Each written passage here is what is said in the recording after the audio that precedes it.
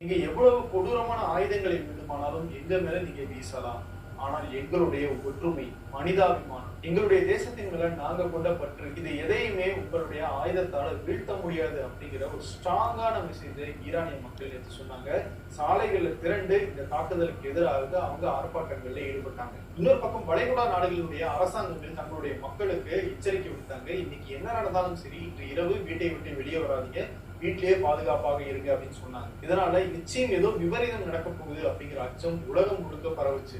நேத்து வீடியோல நம்ம தெளிவாக ரெண்டு விஷயத்தை சொல்லியிருக்கோம். ஒண்ணு, டொனால்ட் ட்ரம்ப் தீவிரமான ஒரு தாக்குதலை நடத்திட்டு நாங்க இந்த போர்ல ஜெயிச்சிட்டோம் அப்படின்னு அறிவிப்பாரு.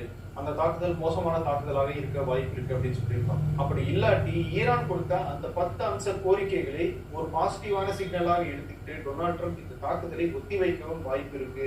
ஏன்னா வளைகுடா நாடுகளும் பாகிஸ்தான் பேசிக்கிட்டு இருக்காங்க அப்படின்னு சொல்லி நேத்து வீடியோல நம்ம பதிவு செஞ்சிருக்கோம்.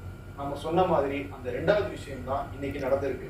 டொனால்ட் ட்ரம்ப் விதிச்ச அந்த கெடு முடியறதுக்கு சில மணி நேரங்களுக்கு முன்னாடி பாகிஸ்தானுடைய பிரதமர் ஷெஹபாஸ் ஷெரீப் ஒரு ட்வீட்டை போடுறாரு. அதுல அவர் என்ன சொல்றாரு, பேச்சுவார்த்தைக்கு இடம் கொடுக்கிற வகையில அமெரிக்காவுடைய அதிபர் டொனால்ட் ட்ரம்ப் 2 வாரங்களுக்கு தாக்குதலை தள்ளி வைக்க வேண்டும் அப்படின்னு அவரு ஒரு கோரிக்கை வைக்கிறாரு.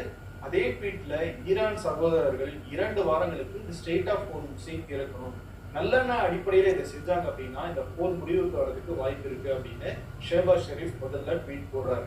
கொஞ்ச நேரம் கழிச்சு டொனால்ட் ட்ரம்ப் தன்னுடைய ட்ரூத் சோஷியல் மீடியால ஒரு பதிவிடுறாரு.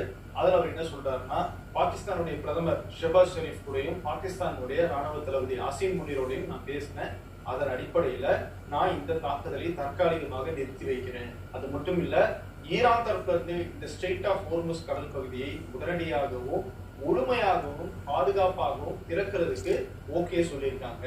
அந்த அடிப்படையில தான் நான் இந்த தாக்குதலை தற்காலிகமாக 2 வாரத்துக்கு ஒத்தி வைக்கிறேன் அப்படின்னு டொனால்ட் ட்ரம்ப் அறிவிக்கிறார். இந்த தாக்குதல் நிறுத்தம் அப்படிங்கிறது 2 தரப்புலையும் ஏற்றுக்கொள்ளப்பட்டது. அதாவது அமெரிக்காவும் ஈரானும் தாக்குதல் நிறுத்தத்துக்கு ஒத்துக்கிட்டாங்க அப்படின்னு டொனால்ட் ட்ரம்ப் சொல்றாரு. அது மட்டும் இல்ல, இந்த மிலிட்டரி ஆபரேஷன்ல அமெரிக்காவுடைய இலக்குகளை நாம அதிகமாகவே அடைஞ்சிட்டோம். கூடவே ஈரானோட நீண்ட கால அமைதி ஒப்பந்தம் போடுறதுக்கான வேலைகளில் ஈடுபட்டு அதையும் கிட்டத்தட்ட நெருங்கிட்டோம். அதனாலதான் நான் இந்த தாக்குதல் நிறுத்த ஒப்பந்தத்துக்கு ஓகே சொன்னேன்னு சொல்றாரு டொனால்ட் ட்ரம்ப். அவர் போட்ட அந்த பதிவுல இருக்கிற முக்கியமான பகுதி நான் இப்ப சொல்ல போறதுதான்.